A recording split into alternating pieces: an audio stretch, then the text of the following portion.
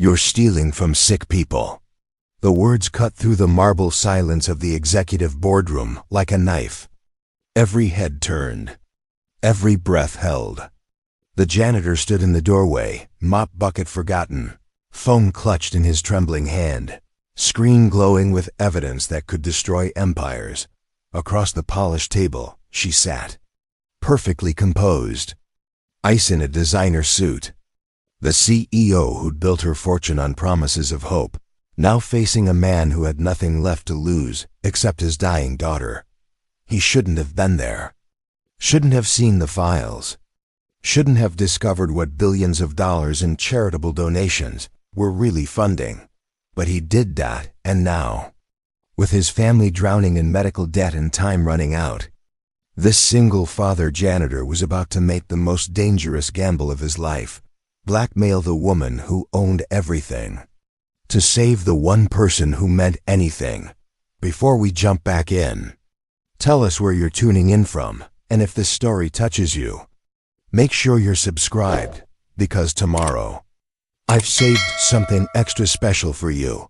The fluorescent lights of Titan View corporate tower hummed their usual midnight song. Declan Harmon pushed his cleaning cart down the 47th floor hallway, wheels squeaking against polished marble that cost more per square foot than his annual salary. He'd been doing this for 3 years now, invisible among the glass and steel, a ghost in a janitor's uniform. Tonight felt different. The executive floor was supposed to be empty. The last of the assistants usually cleared out by 9. Security did their rounds at 10:30, and by midnight, Declan had the place to himself. Just him, his supplies, and the quiet hum of machines that never slept. But tonight, light spilled from under the door of the corner office. The big one. The one with floor-to-ceiling windows overlooking the glittering sprawl of Ashmont City below. Luna Stevens, CEO, founder, the woman whose face graced the covers of business magazines with headlines like "The Compassionate Billionaire" and "Tech Titan with a Heart." Declan hesitated. He should leave. Come back later. But his daughter's medication was due tomorrow, and his shift ended in 4 hours. He needed to finish. He knocked softly. No answer. He knocked again, louder this time. Still nothing. Carefully, he pushed the door open, just a crack. The office was massive, decorated in shades of white and silver, with abstract art on the walls that probably cost more than his entire apartment building. Luna's desk sat near the window, a sleek glass surface that looked like it was floating. She wasn't there, but her computer was on. Screen glowing. Documents scattered across the desk. Declan should have walked away. Should have closed the door and pretended he'd never seen anything. But something caught his eye. A folder, red-tabbed, marked confidential, lying open beside the keyboard. And there, printed across the top of the visible page, Meridian Health Initiative. Fund allocation report. His heart stopped. Meridian Health Initiative. The foundation that was supposed to be processing his daughter's grant application. The one Luna Stevens had founded 5 years ago with a $50 million pledge to help families, like his afford life-saving treatments. The one that had denied his application 3 times. Declan's hands trembled as he stepped closer. He shouldn't look. He knew he shouldn't. But Mia, his 8-year-old, had been getting weaker. The treatments were experimental, expensive, and without the grant, impossible. He glanced at the door. Still empty. Quiet. His eyes fell to the document. The numbers didn't make sense at first. Rows and columns, percentages, allocations. But as he read further, his stomach began to twist. Fund distribution summary. Total collected, $847 million. Allocated to patient care, $12 million. Administrative costs, $91 million. Redirected to private accounts, $744 million. Declan blinked. Read it again. $12 million. Out of 847 million. His breath came faster. His vision blurred at the edges. What are you doing in here? The voice was cold, sharp, and came from directly behind him. Declan spun around, knocking the folder to the floor. Papers scattered like guilty confessions across the white carpet. Luna Stevens stood in the doorway, arms crossed, her tailored navy suit without a single wrinkle. Her dark hair was pulled back in a severe knot. Her expression was unreadable, carved from stone. I asked you a question. Declan's mouth was dry. His heart hammered against his ribs. I was just cleaning. The door was open, I thought. You thought you'd read confidential documents? He bent down quickly, gathering the papers with shaking hands. I'm sorry. I didn't mean to. I was just... Stop. Her voice wasn't loud, but it froze him in place. Luna stepped into the office, heels clicking softly against the floor. She closed the door behind her. The sound of the lock turning was louder than it should have been. Declan straightened slowly, papers clutched in his hands. She walked past him, calm and deliberate, and sat down at her desk. Her eyes never left his face. Put those down. He set the papers on the edge of the desk. Luna leaned back in her chair. Studying him like he was a puzzle she was deciding whether to solve or discard. What's your name? Declan Harmon. How long have you worked here, Declan? 3 years. And in 3 years, have you ever entered an executive office without permission before? No, ma'am. Then why tonight? He didn't answer. Couldn't. Because the truth was sitting right there between them on those scattered pages. Luna's gaze shifted to the documents, then back to him. You saw something. It wasn't a question. Declan swallowed hard. He should apologize. Beg for his job. Walk away and forget everything. But the numbers burned in his mind like brands. 12 million. Out of 847. My daughter, he said quietly. Mia, she's 8. She has a rare autoimmune disorder. The treatments could save her life, but they cost $500,000. We applied to the Meridian Health Initiative. 3 times. We were told the funds were allocated elsewhere. Luna's expression didn't change. I see, she said. Is it true? Declan's voice cracked. Those numbers, are they real? Silence filled the space between them like smoke. Luna stood slowly, walked to the window, and stared out at the city lights below. When she spoke, her voice was calm, almost detached. You don't understand how foundations work, Declan. There are operational costs. Legal fees, infrastructure, marketing, partnerships. $744 million worth? She turned, and for the first time, something flickered in her eyes. Not anger, not fear. Something colder. You're out of your depth. Declan's hands curled into fists. You're stealing from sick people. The words hung in the air like thunder before a storm. Luna's jaw tightened. Careful. I trusted you, Declan said, his voice rising. We all did. You stood on stages. You gave speeches about compassion and change. You looked families in the eye and told them you cared. I do care. Then where's the money? His voice broke. Where's the money that was supposed to save my daughter? Luna stepped closer, her voice dropping to a whisper. You have no idea what you're talking about. No idea what I've built. What I've sacrificed. Sacrificed? Declan laughed bitterly. You live in a penthouse. You fly private jets. My daughter sleeps with an oxygen machine because we can't afford the treatment you promised to fund. I never promised you anything. No, but you promised them. All of them. Every family that donated. Every person who believed in you. Luna's eyes narrowed. And what exactly do you plan to do with this information, Declan? He reached into his pocket, slowly, and pulled out his phone. Her eyes tracked the movement. I took pictures, he said quietly. Before you came in. Every page. The silence that followed was suffocating. Luna's face remained perfectly still, but something shifted in the air. A calculation. A reassessment.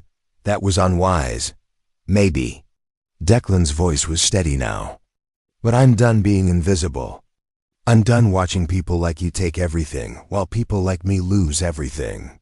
She took one step closer, then another, until they were face to face. If you try to use those photos, she said softly, I will bury you. Your job, your reputation, your custody of your daughter. I will make sure you never work again. Do you understand me? Declan met her gaze, unflinching. I understand that you're afraid, her jaw clenched. I understand, he continued, that you've spent years building an empire on lies. And I understand that right now, I'm the only person who can prove it. Luna's eyes burned with something dark and dangerous. Get out. Declan didn't move. I said get out.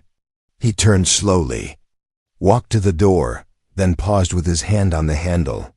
I'll give you 48 hours, he said without looking back. 48 hours to approve my daughter's grant and fund her treatment. If you do, the photos disappear. If you don't, I go to the press. You're making a mistake. Declan opened the door. No, he said quietly. I'm making the only choice I have left.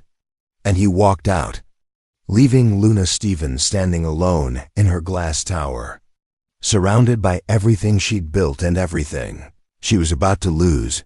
Declan didn't sleep that night. He sat at the small kitchen table in his cramped apartment in the Brookshore district, phone face up in front of him, photos glowing like evidence from a crime scene. The numbers stared back at him, cold and undeniable. $744 million. Redirected, hidden, stolen.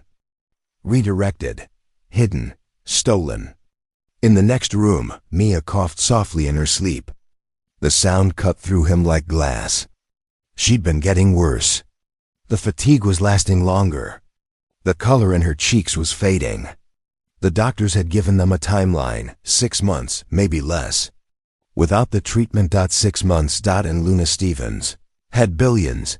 Declan's hands trembled as he poured himself another cup of coffee he wouldn't drink. What had he done? Threatening a billionaire CEO with blackmail. It was insane, reckless. But what other choice did he have? Preparing and narrating this story took us a lot of time, so if you are enjoying it, subscribe to our channel. It means a lot to us. Now back to the story. The system had failed him. The foundation had failed him.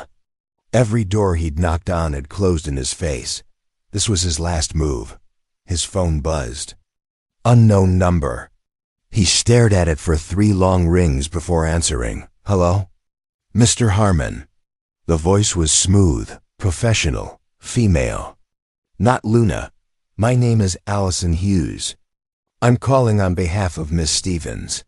His pulse quickened. I'm listening. Miss Stevens would like to meet with you tomorrow morning. 9 a.m. location to be determined. She asks that you come alone. Why should I trust her? A pause. Then, almost gently, because she's considering your proposal. Declan's breath caught. She's approving the grant? That will be discussed at the meeting. Will you attend? He closed his eyes. Every instinct screamed trap, but every hope whispered chance. I'll be there. Good. A car will pick you up at 8:30. Don't bring your phone. The line went dead. Declan sat in the dark, heart pounding, knowing he'd just agreed to walk into the lion's den unarmed. The black sedan arrived exactly at 8:30, sleek and silent as a predator. Declan kissed Mia goodbye, told his neighbor Mrs. Chun he'd be back by noon, and climbed into the back seat. The driver didn't speak, didn't even glance in the rearview mirror. They drove north, out of Brookshore, through the financial district, past Titanview Tower, and into the hills beyond the city. Declan's unease grew with every mile. 20 minutes later, they turned onto a private road, winding through dense forest until they reached a gate. It opened automatically. Beyond it sat a sprawling estate, modern and minimalist, all glass and stone. Perched on the edge of a cliff overlooking the valley below. The car stopped in front of the main entrance. "Miss Stevens is waiting inside," the driver said. His first words the entire trip. Declan stepped out, legs stiff, heart hammering. The front door opened before he could knock. Allison Hughes stood there, tablet in hand, dressed in a crisp gray suit. She was younger than he expected, maybe 30, with sharp eyes and a professional smile. "Mr. Harmon, thank you for coming. Do I have a choice?" Her smile didn't falter. "There's always a choice." She led him through a foyer that felt more like an art gallery. White walls, high ceilings, sculptures that looked like they belonged in museums. Everything about the place screamed money and control. They walked through a hallway, then out onto a wide terrace overlooking the valley. The view was breathtaking, endless green hills rolling toward the horizon.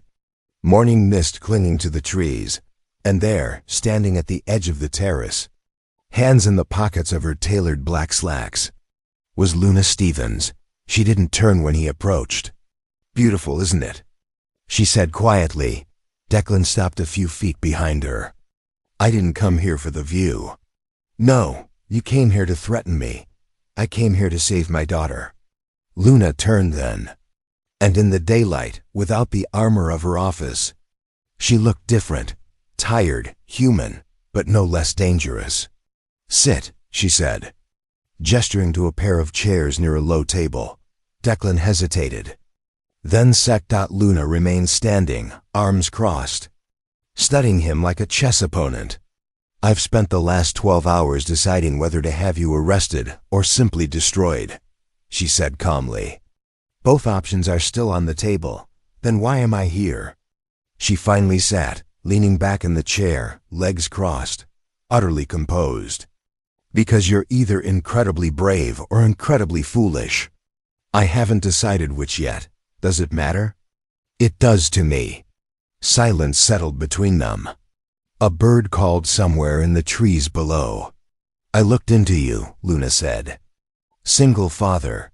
Former paramedic. Lost your wife 4 years ago to cancer. Took the janitorial job because it had health insurance and flexible hours. You work 60-hour weeks to cover your daughter's medications.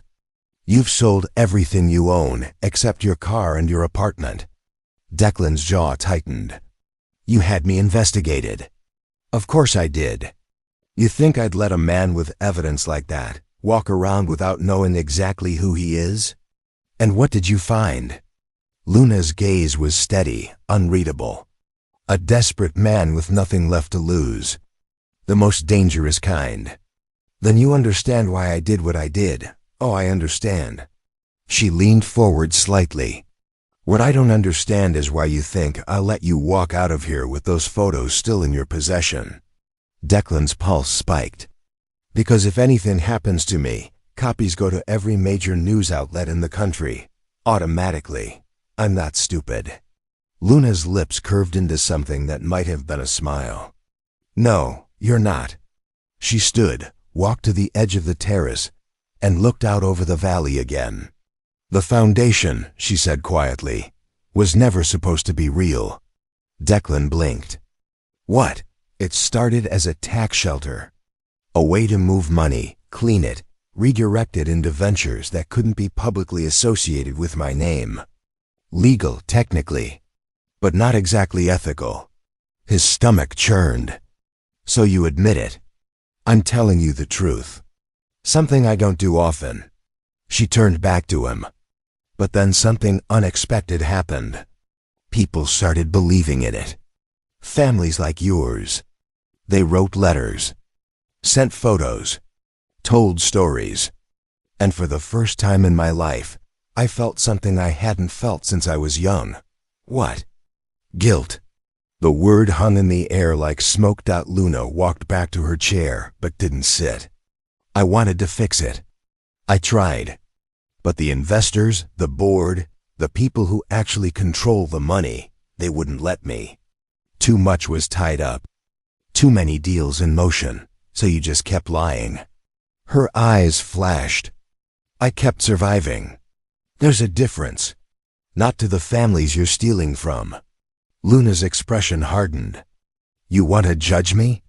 Fine, but don't pretend you're any different. You broke into my office. You stole confidential information.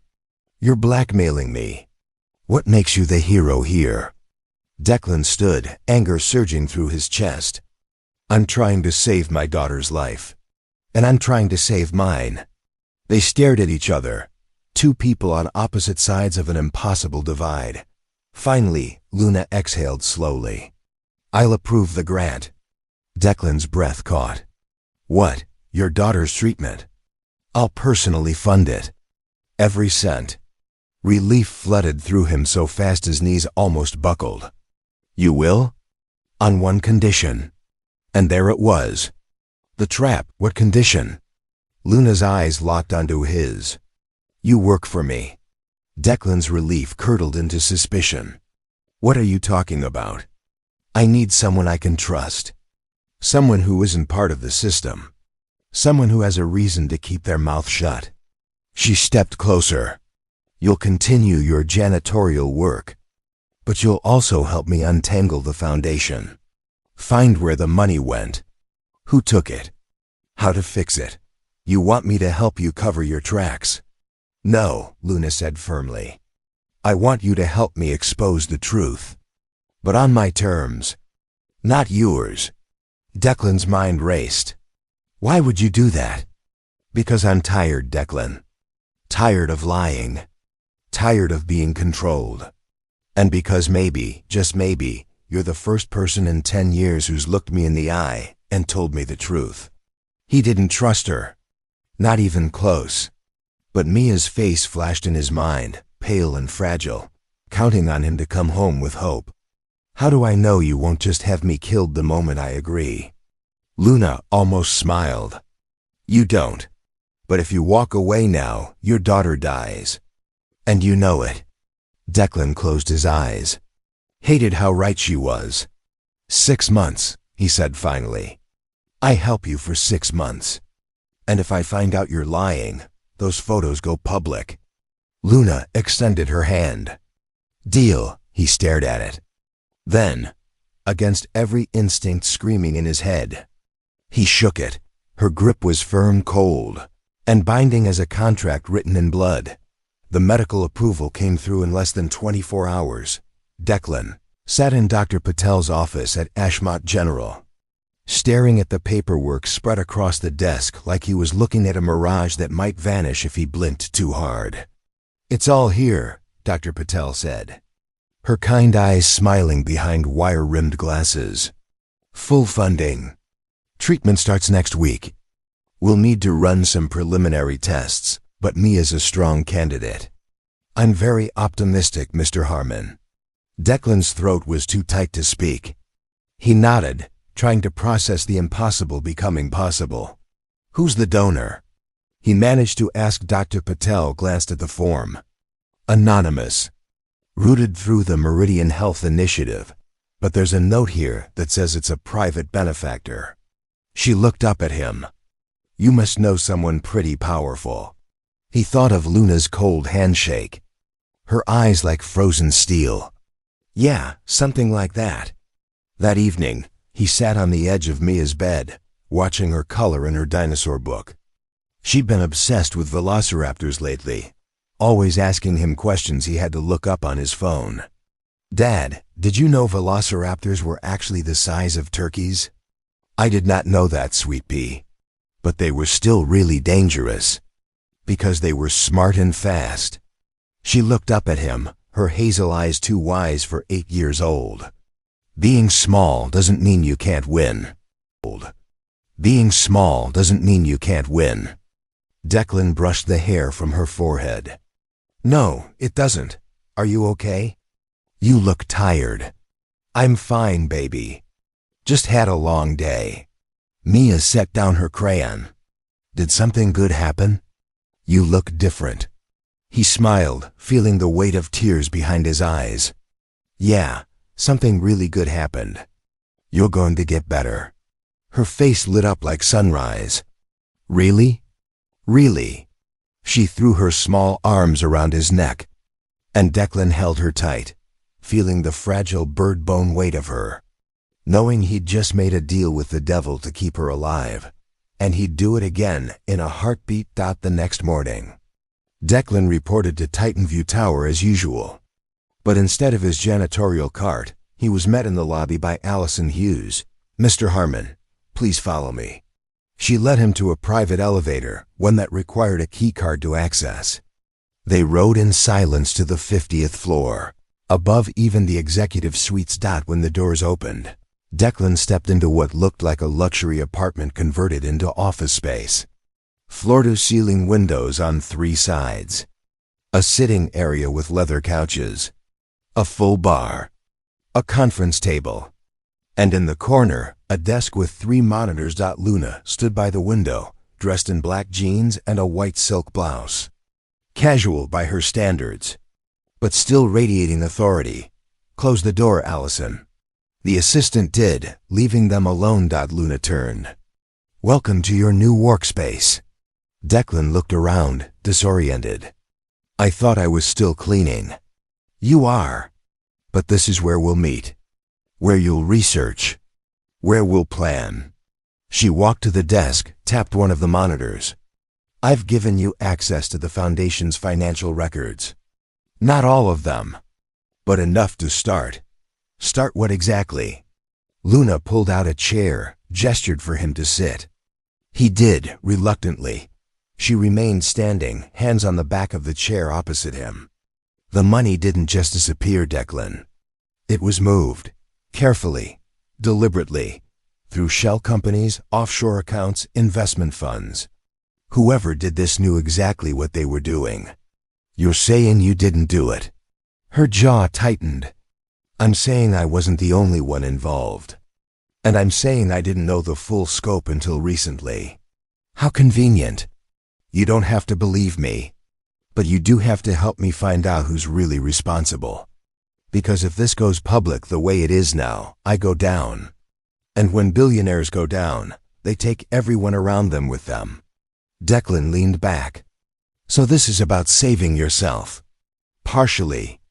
But it's also about fixing something that's broken.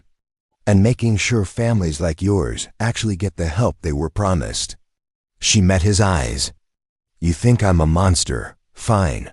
But I'm a monster who's trying to do the right thing. That has to count for something. Why me? Why not hire a forensic accountant? A private investigator?" Luna smiled grimly. "Because they can be bought, threatened, controlled. You can't. You have something none of them have." "What?" "Nothing left to lose. And a daughter depending on you to stay honest." Declan hated how well she understood him. Luna walked to a cabinet, pulled out a folder, and slid it across the table. "Start with this. It's a list of the Foundation's board members. People who had access to the accounts. Cross-reference their financial activities over the last 5 years. Look for patterns. Unusual purchases. Offshore transfers." He opened the folder. 12 names. Faces he recognized from the Foundation's promotional materials. Doctors, philanthropists, business leaders. "You think one of them did this?" "I think several of them did. And I think they've been very careful about covering their tracks." Luna's voice dropped. "Which means if they find out what we're doing, they'll eliminate the problem. You, me, anyone who knows too much." Declan's blood ran cold. "You're saying my daughter could be in danger." "I'm saying everyone in this equation is in danger until we find the truth." Luna pulled out her phone, typed something, then showed him the screen. "I've arranged for private security, discreet. They'll watch your apartment building, monitor Mia's hospital visits. She won't know they're there. How much is this costing you?" "Does it matter?"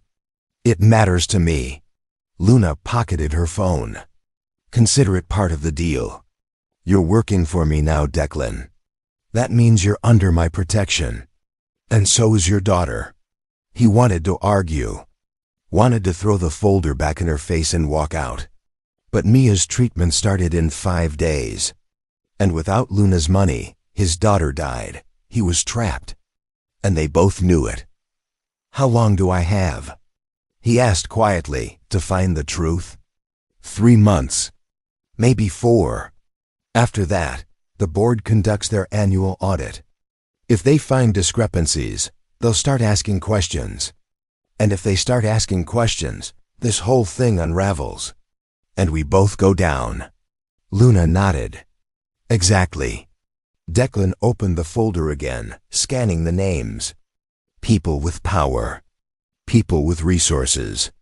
People who wouldn't hesitate to destroy a janitor and a CEO if it meant protecting themselves. "This is insane," he muttered. "Yes," Luna agreed. "But it's also the only way forward."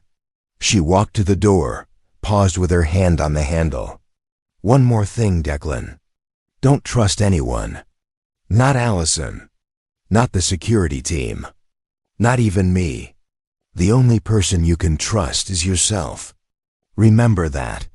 And with that, she left him alone in the room, surrounded by evidence of a crime he didn't commit, tasked with solving a puzzle that could either save him or bury him. Declan stared at the names on the page. 12 people. 12 potential suspects. And somewhere among them, a thief who'd stolen millions from families like his. He thought of Mia, coloring her dinosaurs, believing in a world where the small and smart could still win, and he got to work. The first week was a careful dance of distrust and necessity. Declan kept his janitorial schedule, pushing his cart through the marble corridors of Titan View Tower like always, nodding to security guards who didn't know he now had access to files that could topple empires. At night, after his shift, he'd ride the private elevator to the 50th floor and dig through financial records until his eyes burned. Luna appeared sporadically. Sometimes at midnight, dressed in running clothes, hair pulled back, no makeup. Other times at dawn, fresh from whatever world billionaires inhabited when they weren't building or destroying things. They didn't talk much. She'd point to a file, mention a name, then disappear again. It was Allison who became his reluctant guide. "These are the Foundation's quarterly reports," she said on the 3rd night, setting a stack of folders on the desk. "Public versions, sanitized, but if you cross-reference them with the internal ledgers, you'll find discrepancies." Declan looked up from his laptop. "Why are you helping me?" Allison's expression remained neutral. "Because Ms. Stevens asked me to. That's not an answer." She hesitated, then sat down across from him. "I've worked for Luna for 6 years. I've seen her build this company from nothing. I've also seen what it's cost her." Her voice softened slightly. "She's not the villain you think she is. She stole from sick people, did she? Or did she build something that other people corrupted?" Allison leaned forward. "I'm not asking you to like her, Mr. Harmon. I'm asking you to consider that maybe the story is more complicated than you think." Declan wanted to argue, but exhaustion was settling into his bones like concrete. "Why does she care what I think?" "Because you're the first person in years who's challenged her. And because she sees something in you that reminds her of who she used to be." "What's that?" "Someone who still believes fighting matters." Allison stood, smoothed her skirt, and walked to the door. "For what it's worth, I'm glad you're here. Someone needs to hold her accountable. Just make sure you're ready for what you find." The door closed softly behind her, leaving Declan alone with questions that multiplied faster than answers. By the end of the first week, he'd identified 3 board members with suspicious financial activity. Dr. Raymond Cross, former cardiac surgeon, now living in a beachfront property in the Keys worth $8 million on a foundation salary of $200,000. Sophia Brennan, marketing executive, who'd purchased a private jet 2 years ago through a shell company registered in the Cayman Islands. And Victor Chen, investment advisor, whose offshore accounts had received wire transfers totaling $32 million over the Past 3 years. Declan compiled everything into a report and left it on Luna's desk. She called him at 2 in the morning. You found this in 1 week? Her voice was sharp, awake, energized. It's not hard if you know what to look for. Most people wouldn't know what to look for. I'm not most people. A pause. Then quieter. No, you're not. Declan sat up in bed, keeping his voice low so he wouldn't wake Mia in the next room. What do we do with this? Nothing yet. We need more. If we move too fast, they'll cover their tracks. We need proof, documentation, something that ties them directly to the missing funds. That could take months. Then we have months. Luna's tone shifted, became almost conversational. How's your daughter? The question caught him off guard. She starts treatment tomorrow. I know, Dr. Patel sent me an update. Why do you care? Silence stretched between them, filled with static and unspoken things. Because I had a sister once, Luna said finally. She got sick when we were young. My parents spent everything trying to save her. It wasn't enough. She died when she was 7.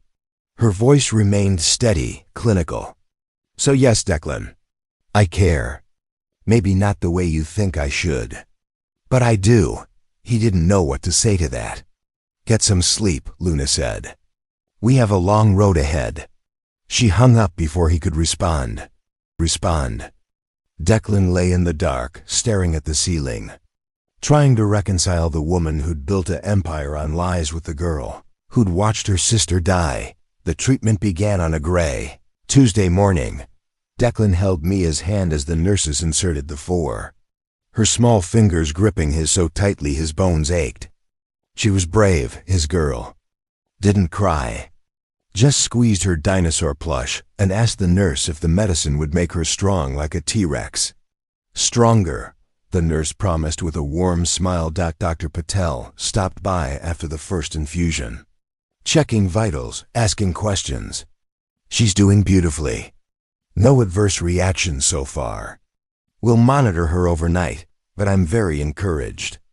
Declan nodded, throat too tight for words. That evening, as Mia slept in her hospital bed, he stepped into the hallway to check his phone. 17 messages from Allison. 1 from Luna. He opened Luna's first. How is she? He typed back, stable, tired, hopeful. 3 dots appeared immediately then. Good. Take tomorrow off. Be with her. Declan stared at the message, something uncomfortable shifting in his chest. Gratitude felt too simple. Obligation felt too heavy. Whatever it was, he didn't have a name for it. He typed, thank you. The response came instantly. Don't thank me. Just find the truth. 2 days later, Mia was discharged with a follow-up scheduled for the next week. Her color looked better already, or maybe Declan was just desperate to see improvement. Either way, she smiled more, laughed at cartoons, drew pictures of dinosaurs wearing capes. Dad, when I get better, can we go to the Natural History Museum? Absolutely, sweet pea. And can we invite Miss Luna? Declan froze, coffee cup halfway to his mouth. What? The lady who's helping us. Mrs. Chun told me about her. She said a nice lady is paying for my medicine. He set the cup down carefully. Mrs. Chun talks too much. Is she mean? The lady?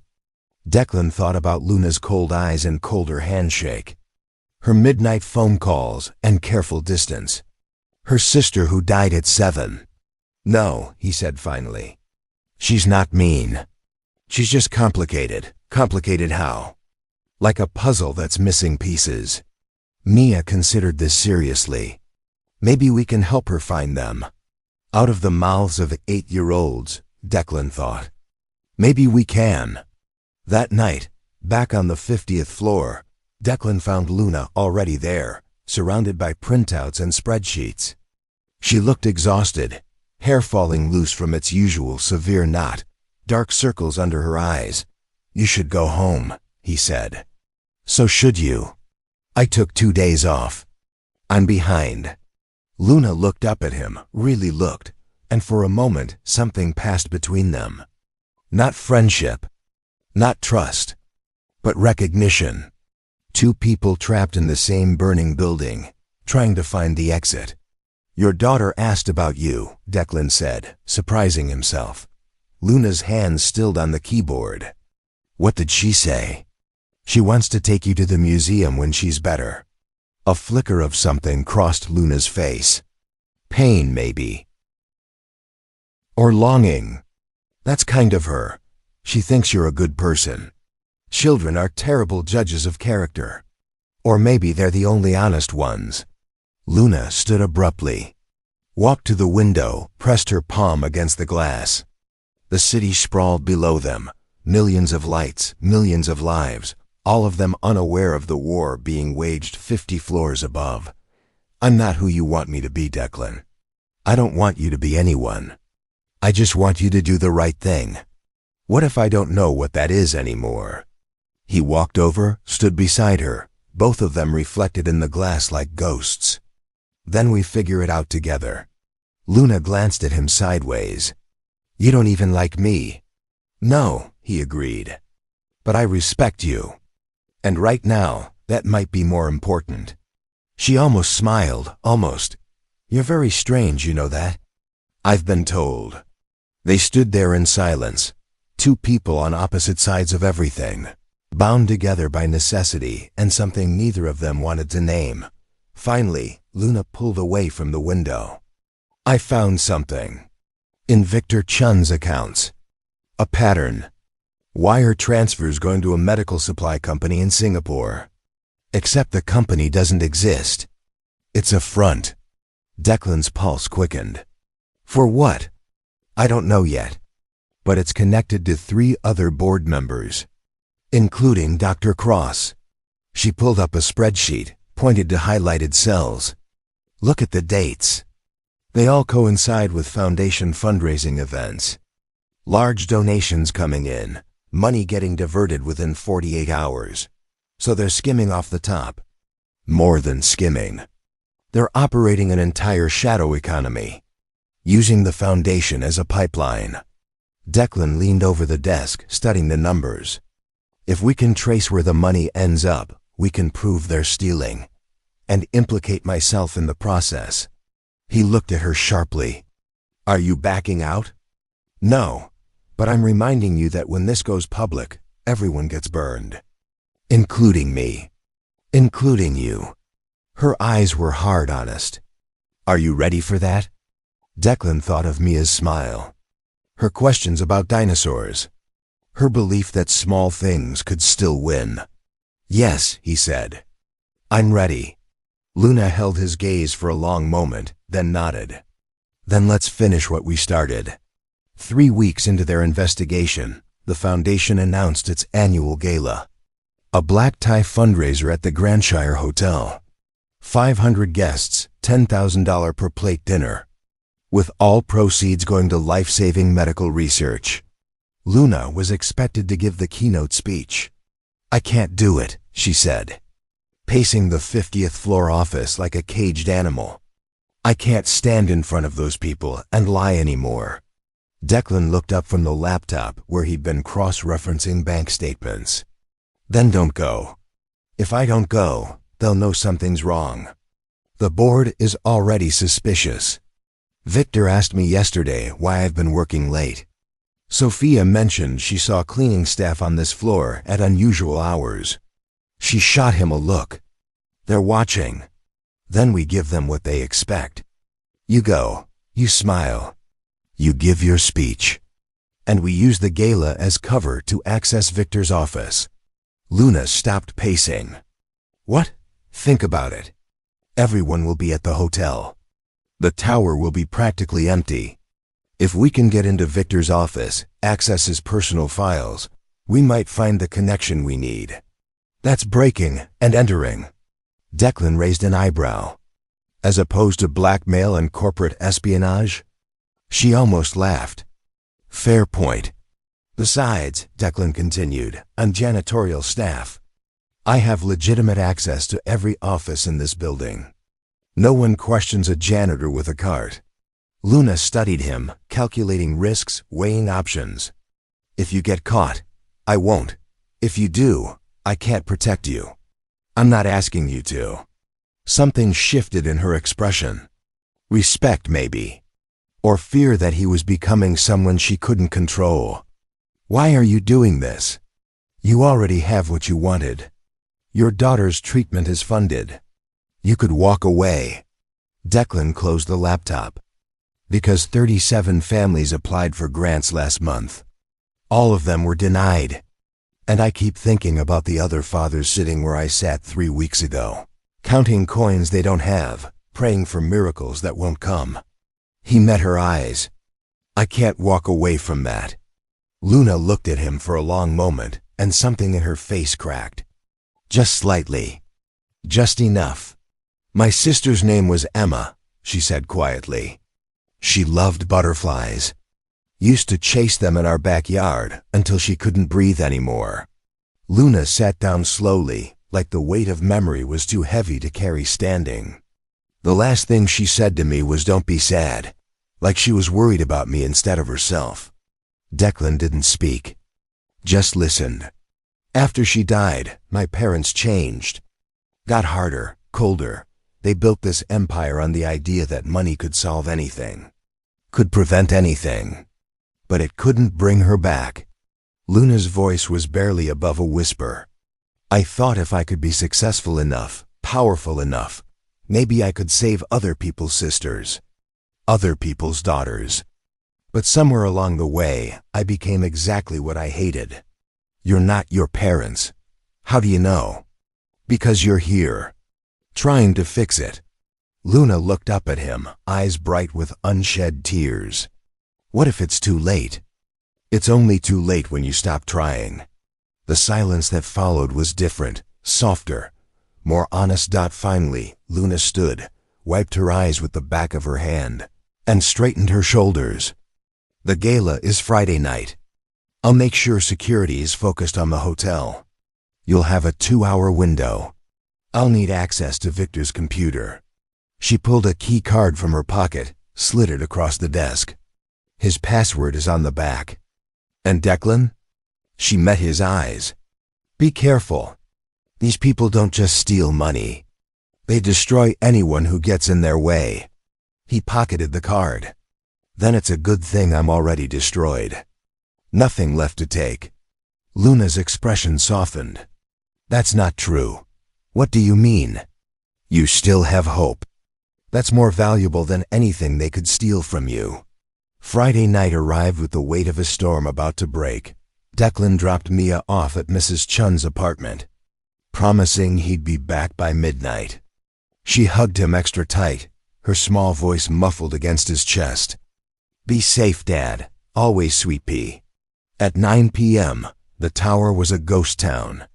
Security made their rounds on the lower floors, but the executive level was empty, dark except for emergency lighting. Declan pushed his cart onto the 48th floor, Victor Chun's office at the far end of the hall. He'd studied the layout for days. Security cameras in the hallway, but none inside the offices. Motion sensors that could be deactivated with the right key card. He had 12 minutes between security sweeps. 12 minutes between security sweeps. He reached Victor's door, swiped the card. The lock clicked. He was in. The office was exactly what he expected. Mahogany desk, leather chairs, framed photos of Victor shaking hands with politicians and celebrities. A trophy case filled with awards for humanitarian excellence. Declan sat down at the computer, entered the password. The screen came to life. He inserted the USB drive Luna had given him, began copying files. Financial records, emails, calendar appointments, everything. 5 minutes passed. Then 10. The progress bar crawled across the screen. 47%. 58%. 73%. Footsteps in the hallway. Declan's heart stopped. Security wasn't supposed to be here yet. He had 5 more minutes. The footsteps grew closer. Stopped outside the door. The handle turned. Declan yanked the USB drive, shoved it in his pocket, and dove behind the desk just as the door opened. Light spilled into the room. Someone entered. Declan held his breath, pressed against the wall, heart hammering so loud he was sure it would give him away. "I know someone's been in my office." Victor Chun's voice, cold, certain. Another set of footsteps. A woman's heels. "Are you sure?" "Files have been moved. My computer was accessed 2 days ago when I was at the conference." Victor walked to the desk, ran his hand along the surface. "Someone's looking into us, Sophia. And I think I know who." "Luna?" "Who else? She's been acting strange, distant, and I've seen her with that janitor. The one whose kid got approved for treatment." Declan's blood turned to ice. Sophia's voice was sharp. "If she's digging, we need to shut this down, permanently." "Agreed. But we need proof first. Can't move against her without the board's approval." "Then we get proof, tonight." Their voices moved toward the door. Victor paused. "Call Raymond. Tell him we're moving up the timeline. And double the security on Luna's penthouse. If she tries to leave the city, I want to know about it." The door closed. Footsteps receded down the hallway. Declan stayed frozen behind the desk for a full minute. Pulse racing, mind spinning, they knew. Not everything, but enough. And they were planning something. He had to warn Luna. He waited another 2 minutes, then slipped out of the office, moving quickly but carefully down the hallway. He took the stairs instead of the elevator, emerged on the ground floor, and walked out into the night like he'd just finished his shift. His phone buzzed the moment he hit the street. "Luna, did you get it?" "Declan, yes, but we have a problem. They know someone's investigating. And they mentioned your penthouse." 3 dots appeared, then disappeared, then appeared again. "Luna, meet me at the following address. Come alone. Don't use your car." She sent coordinates to a location in the industrial district. Across the river, Declan looked up at the tower, its windows glowing like 100 watchful eyes, and for the first time since this began, he wondered if they'd made a mistake, if they'd started something they couldn't finish, if hope was enough to keep them alive. The address Luna sent led to an old warehouse in the Irongate district, the kind of neighborhood where questions weren't asked and memories were short. Declan took 2 buses and walked the last 6 blocks, checking over his shoulder every few minutes. The warehouse door was unlocked. Inside, the space had been converted into something between a loft and a bunker. Exposed brick walls, industrial lighting, minimal furniture. A laptop sat on a makeshift desk surrounded by papers and empty coffee cups. Luna stood by a window overlooking the dark river, phone pressed to her ear. She was still in her gala dress, a midnight blue gown that probably cost more than his car. But she'd kicked off her heels, and her carefully styled hair was coming loose. She ended the call when she heard him enter. "You weren't followed?" "No, I was careful." Luna gestured to the space around them. "This used to be a storage facility for one of my first companies. I kept it when everything else got sold off. Only 3 people know it exists. Let me guess. You, me, and Allison. Just you and me now." She walked to the desk, poured 2 glasses of whiskey from a bottle that looked older than Declan. She handed him one. "I sent Allison away. If this goes bad, I want her clear of it." Declan took the glass but didn't drink. "What happened at the gala?" "I gave my speech. Smiled for the cameras. Shook hands with people who are robbing families blind." Her voice was bitter. "Victor cornered me afterward. Asked if I'd been feeling stressed lately. Suggested I take a vacation. It was a threat dressed as concern. They're going to move against you, I know." Luna downed her whiskey in one swallow. "Which is why we need to move first. What did you find in Victor's office?" Declan pulled out the USB drive, plugged it into her laptop. Files filled the screen, hundreds of documents, emails, spreadsheets. They spent the next 3 hours sorting through everything. The trail was complex, deliberately obscured, but the pattern became clear. Victor, Sophia, and Dr. Cross had created a network of shell companies funneling foundation money into private accounts. But there was a fourth name that kept appearing. Someone higher up the chain. Martin Ashford, Luna said, voice tight. Board chairman. I should have known. You know him? He was my mentor when I started the foundation. Helped me structure everything. Set up the accounts. She laughed bitterly. He's been stealing from day one, and I handed him the keys. Declan leaned back, rubbing his tired eyes. How much total? Luna did the math quickly. Close to 900 million over 5 years. The number hung in the air like a death sentence. We take this to the authorities, Declan said. The FBI, the Attorney General, someone. With what proof? These files show money moving, but they don't prove criminal intent. A good lawyer could argue it was all legitimate business expenses, investment strategies. We need something concrete. Something undeniable. Like what? Luna pulled up an email chain. Like this. Internal communications discussing patient reduction and acceptable denial rates. They're deliberately rejecting qualified applicants to keep more money in circulation. Declan read the emails. Anger building with each line. They're letting people die to increase profit margins. Yes, and if we can get Martin to admit it on record, we have everything we need. How do we do that? Luna looked at him, and he saw something in her eyes he hadn't seen before. Fear. The Foundation's monthly board meeting is in 3 days. Martin always arrives an hour early to review financials. If we can get him alone, get him talking, I can record it.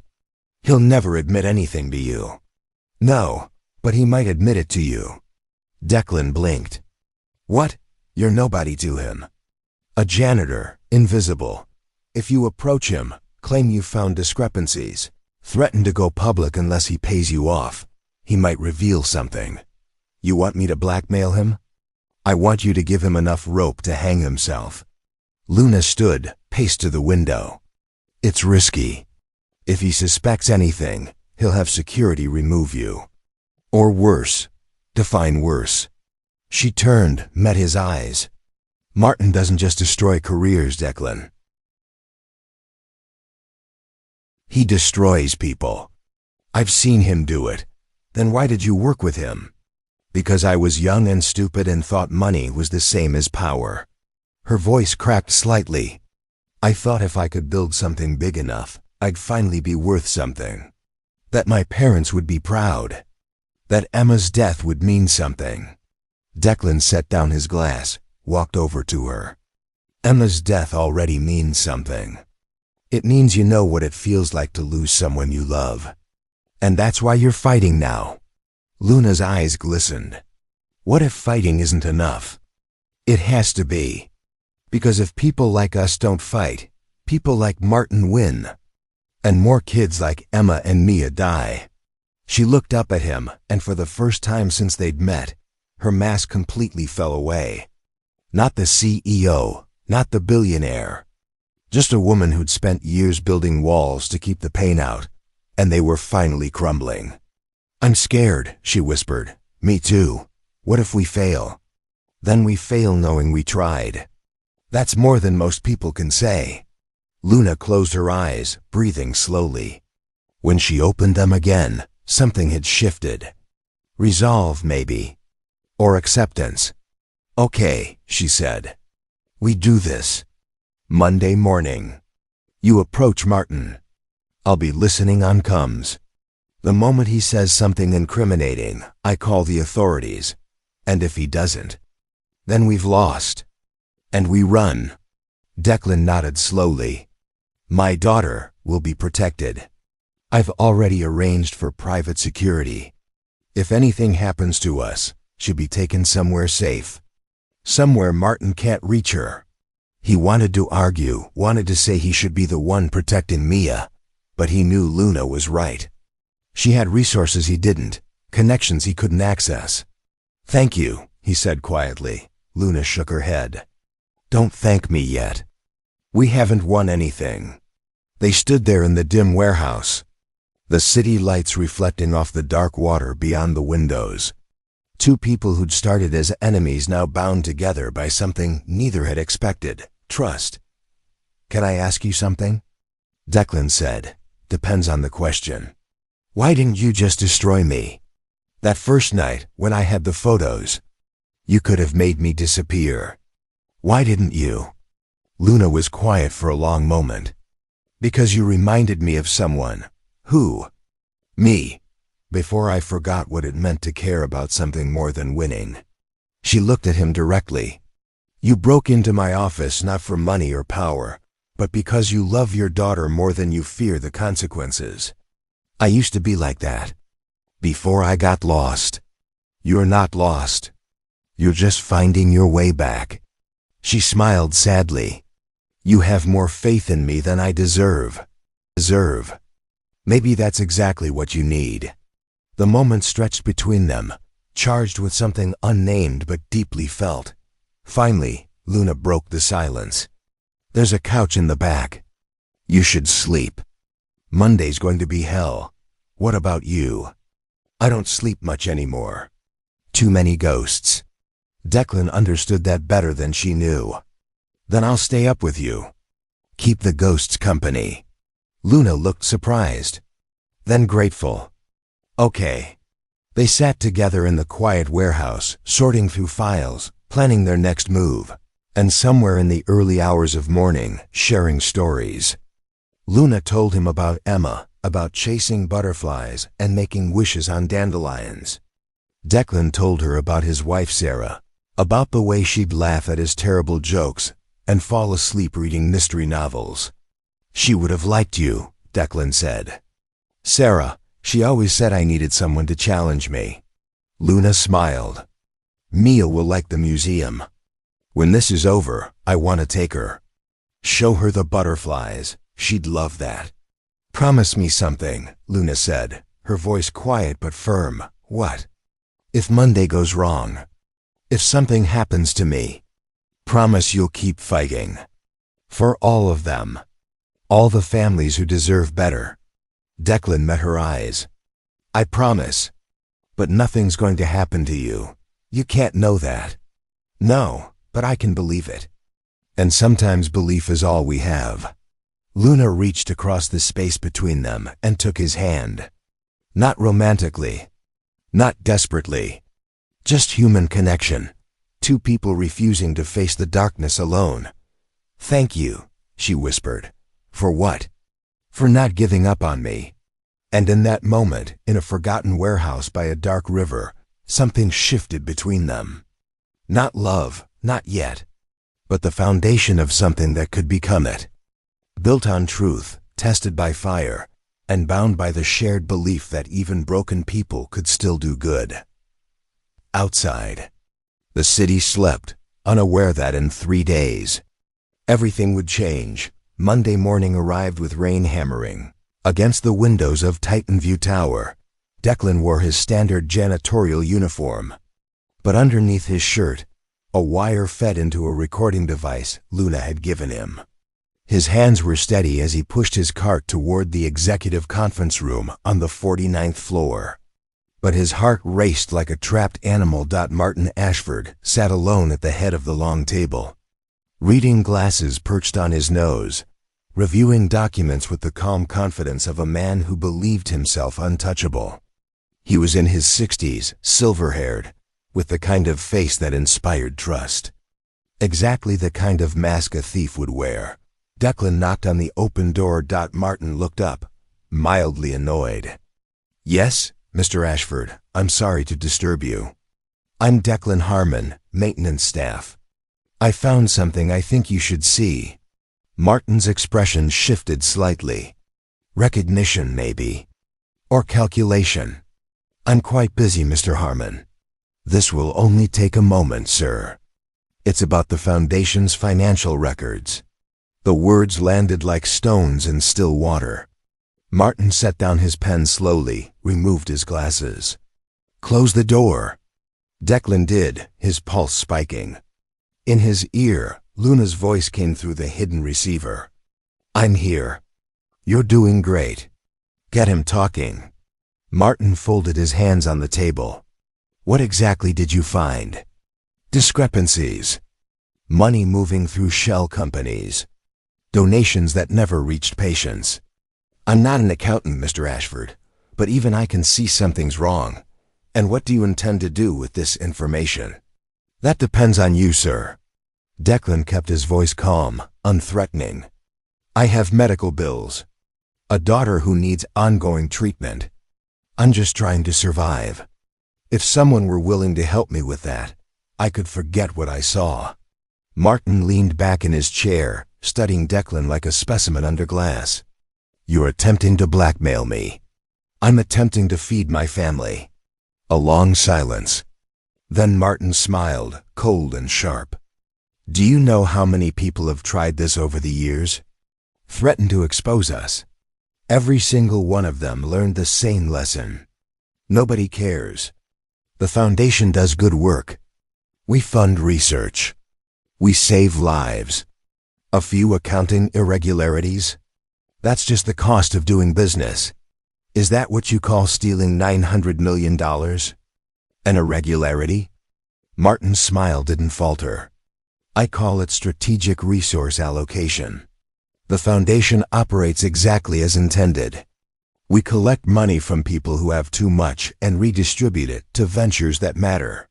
Some of those ventures happen to benefit the board members. That's called capitalism." In Declan's ear, Luna whispered, "Keep pushing. We need him to admit the patient denials. What about the families you rejected? The ones who died waiting for help you promised?" Martin waved a dismissive hand. "Acceptable losses. Not everyone can be saved, Mr. Harmon. We prioritize cases with the highest likelihood of success. It's simple mathematics. My daughter almost died because of your mathematics. And yet here you are, trying to profit from the same system you claim to despise." Martin stood, buttoned his suit jacket. "You're no different than me. You're just poorer at it." Rage flooded through Declan's chest, hot and blinding. "I'm nothing like you, really? You broke into offices. You stole files. You're wearing a wire right now, aren't you?" Martin's expression turned predatory. "Yes, Mr. Harmon, I know." "Did you think I became chairman of a billion-dollar foundation by being stupid?" The door burst open. Security guards poured in, 4 of them, surrounding Declan. "Get that wire off him," Martin ordered. "And check his phone. I want every piece of evidence destroyed." Declan backed against the wall. "Luna, they know. Get out." But Martin laughed. "Oh, Miss Stevens is already being handled. You really thought she was helping you? She's been playing both sides since the beginning. Keeping you busy while we consolidated our position. That's a lie, is it? Then why hasn't she come to save you?" Martin leaned closer. "She used you just like we all do. The only difference is you were naive enough to believe she cared."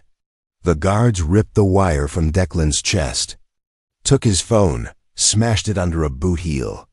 "Escort Mr. Harmon out of the building," Martin said calmly. "And make sure he understands what happens to people who threaten us. His daughter's treatment? Terminated immediately. His apartment? Eviction proceedings start today. His reputation? Destroyed. By tonight, he'll be unemployable, homeless, and completely alone." Declan struggled, but the guards were too strong. They dragged him toward the elevator, his mind spinning with panic and betrayal. "Luna, where are you?" The last thing he saw before the elevator doors closed was Martin Ashford, smiling. Already back to reading his documents, like nothing had happened at all, Declan hit the pavement outside Titan View Tower. Rain soaking through his uniform within seconds. His hands shook with adrenaline and fury. Everything had fallen apart. Martin knew about the wire. Security had destroyed the evidence. And Luna was nowhere. "She used you," Martin's voice echoed in his head. "Just like we all do. No," He refused to believe it. But doubt gnawed at him like acid. His phone was gone. He had no way to contact Luna, no way to warn her if she didn't already know. He started walking, mind racing through possibilities, trying to find a thread to pull that wouldn't unravel everything. 3 blocks from the tower, a black car pulled up beside him. The window rolled down. Allison sat in the driver's seat, hair wet, face pale. "Get in. Where's Luna?" "Get in now. We don't have time." Declan climbed into the passenger seat. Allison pulled into traffic, driving fast but controlled. Martin moved faster than we expected. He's been planning this for weeks. He knew Luna was investigating. How? He has people everywhere, security, board members, even some of Luna's own staff. Allison's voice was tight with anger. "She's at the warehouse, safe, but barely. They tried to grab her at the penthouse this morning." Relief flooded through Declan so powerfully his knees went weak. "She's okay?" "For now. But Martin's claiming she embezzled foundation funds. He's already filed complaints with the SEC, the Attorney General, and the Board of Directors. By tomorrow morning, warrants will be issued for her arrest." "That's insane." "She's been trying to expose them." "I know. But Martin controls the narrative. And right now, the story is that Luna Stevens, troubled CEO, stole from her own charity." Allison took a sharp turn. "We have one chance. Luna got the recording before security reached you. It's not complete, but it's enough." Martin admitted to strategic resource allocation and acceptable losses. "Combined with the financial documents you copied, we can prove the conspiracy." "Then why isn't she going to the police?" "Because half the police are in Martin's pocket. We need someone outside the system. Someone with reach and credibility." Allison pulled up to the warehouse, killed the engine. "That's where you come in." Inside, Luna stood by the window, still in the clothes she'd worn the night before, looking like she hadn't slept in days. When Declan entered, she turned, and relief cracked across her face like lightning. "You're okay," she breathed. "Barely." He crossed the space between them. "Martin knew everything. He said you were playing both sides." Luna's eyes flashed with hurt. "And you believed him?" "No, but for about 30 seconds I wasn't sure." She looked away. "I don't blame you. I wouldn't trust me either. But I do." Declan's voice was firm. "I trust you. Because if you were really working with them, I'd be dead right now instead of standing here." Luna met his eyes, searching for doubt and finding none. Something in her expression softened. "I got the recording. It's not perfect, but Martin incriminated himself. We have proof." "We have proof." Allison said we need someone outside the system. Luna nodded. "Jessica Reeves, investigative journalist. She's been trying to interview me for years about the foundation. I always refused because I was protecting the lie. Now I'm going to give her the truth. Everything. The files, the recordings, the shell companies. All of it. Martin will destroy you. He's already trying. But if we don't act now, he wins. And every family who donated to the foundation, every person who believed we were helping, they all become victims of a lie I helped build." Luna's voice broke slightly. "I can't let Emma's memory be part of that." "I won't." Declan grabbed her hand. "Then we do this together. We go to Jessica. We expose everything. And we face whatever comes next."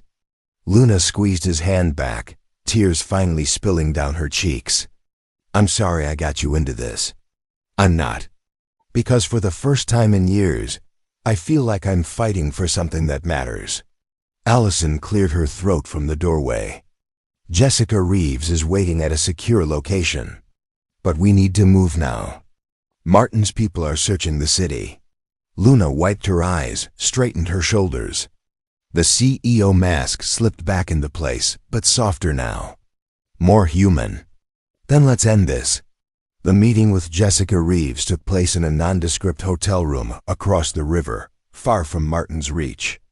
Jessica was in her 40s, sharp-eyed and no-nonsense, with a reputation for taking down corrupt politicians and corporate criminals. She listened to the entire story without interruption, reviewing documents, listening to the recording, asking pointed questions. When they finished, she sat back, processing. This is bigger than I thought. If I publish this, it destroys the Meridian Health Initiative. Every donation, every grant, all of it becomes suspect. I know, Luna said quietly. But it's the truth. The families who receive legitimate help, they'll be caught in the crossfire. Investigated, questioned. Some might have to return funds. Declan's stomach twisted. Including my daughter? Jessica looked at him with sympathy. Possibly. I can't control how the authorities respond. Luna stood abruptly. Then we structure the story differently. We make it clear that the patients are victims, not accomplices. We direct the investigation toward Martin and the board members. We protect the families. That's not how scandals work, Miss Stevens. Everyone gets burned. Then I'll take the heat. Luna's voice was steel. I'll publicly claim full responsibility. I'll say I discovered the fraud, that I was complicit through negligence, and that I'm cooperating with authorities. I'll resign from the foundation. Liquidate my assets to create a victim compensation fund. Whatever it takes to protect the people who trusted us. Jessica studied her. You're willing to sacrifice everything? It's not a sacrifice if it's the right thing to do.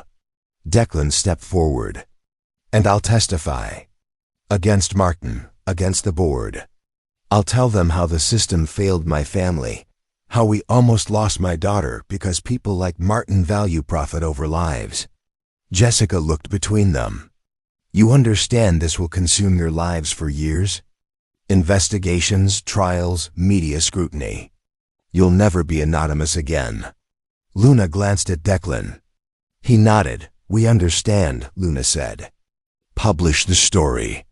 The article went live 48 hours later. Billion-dollar charity scam. How Meridian Health Initiative betrayed dying patients. The response was immediate and explosive. News networks picked up the story within hours. Social media erupted. Donors demanded answers. Within 24 hours, the FBI announced a formal investigation. Martin Ashford was arrested at his home that same evening, along with Victor Chun, Sophia Brennan, and Dr. Raymond Cross. All four were charged with wire fraud, money laundering, and conspiracy. Luna held a press conference the next morning. Declan watched from the wings as she stood before a wall of cameras. No makeup, hair pulled back simply, wearing a plain black suit. My name is Luna Stevens, and I am responsible. Her voice was clear, unwavering. I founded the Meridian Health Initiative with good intentions, but I allowed it to become corrupted. I failed to ask the right questions. I failed to protect the people who trusted me. And for that, I am deeply, profoundly sorry. She outlined the compensation fund, her resignation, her full cooperation with authorities. She named the families who'd been denied care, including Declan's. She held nothing back. I can't undo the harm that's been done, Luna concluded. But I can dedicate the rest of my life to making it right. To the families we failed, I see you. I hear you. And I will spend every day earning back the trust I broke. The room erupted with questions, but Luna simply walked away, head high, accepting the consequences of her truth. Backstage, Declan waited. When Luna saw him, her composure finally cracked. He caught her as she collapsed into his arms, sobbing with relief and grief and exhaustion. You did it, he whispered. You told the truth. It doesn't feel like victory. It's not supposed to. But it's right. And that matters. 6 months later, the courtroom proceedings were still ongoing, but the foundation had been dissolved and restructured under independent oversight. Every penny recovered from Martin's network was being redistributed to families who'd been denied care. Declan, stood outside Ashmont General Hospital, waiting. The spring air was warm, carrying the scent of fresh flowers from the hospital garden. Inside, Mia was finishing her final treatment evaluation. Luna emerged from the parking lot, dressed casually in jeans and a sweater, her hair loose around her shoulders. She looked lighter somehow, unburdened by the weight of lies she'd carried for so long. "How is she?" Luna asked. "Dr. Patel says she's in full remission. The treatment worked." Declan's voice broke with emotion. "She's going to be okay." Luna smiled, tears glistening in her eyes. "I'm so glad. None of this happens without you. None of this happens without you having the courage to confront me that night." They stood together in comfortable silence, watching families come and go from the hospital, lives being saved, hope being restored. "What's next for you?" Declan asked. "Community outreach. I'm working with smaller nonprofits now, ones I can actually oversee personally, making sure the money goes where it's supposed to. It's not glamorous, but it's real." "And your penthouse?" "Sold. I have an apartment in Brookshore now. 3 blocks from you, actually." Luna glanced at him sideways. "I hope that's not weird." Declan smiled. "Not weird. Just unexpected. I'm full of those lately." Mia burst through the hospital doors, running straight to Declan and wrapping her arms around his waist. "Dad, Dr. Patel says I can go back to school full time." "That's amazing, sweet pea." Mia looked up and saw Luna. Her face lit up. "Miss Luna, you came." "Of course I did. I promised, remember? Are we still going to the museum?" Luna knelt down to Mia's level. "Absolutely. How about this Saturday? Can we see the butterflies?" Something passed across Luna's face, bittersweet and healing. "The butterflies are my favorite part." Mia hugged Luna impulsively, and Luna held the young girl carefully, like she was something precious and breakable. When they separated, both had tears in their eyes. As they walked toward the parking lot together.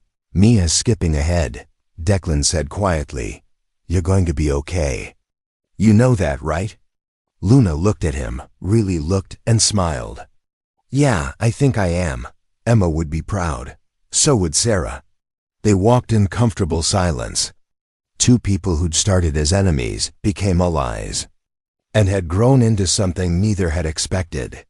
Not romance, exactly, but partnership, friendship, family, in the way families are sometimes chosen rather than given. Above them, the spring sky stretched endlessly blue. And for the first time in years, both of them felt something they'd almost forgotten. Hope. Up next, you've got 2 more standout stories right on your screen. If this one hit the mark, you won't want to pass these up. Just click and check them out. And don't forget to subscribe and turn on the notification bell so you don't miss any upload from us.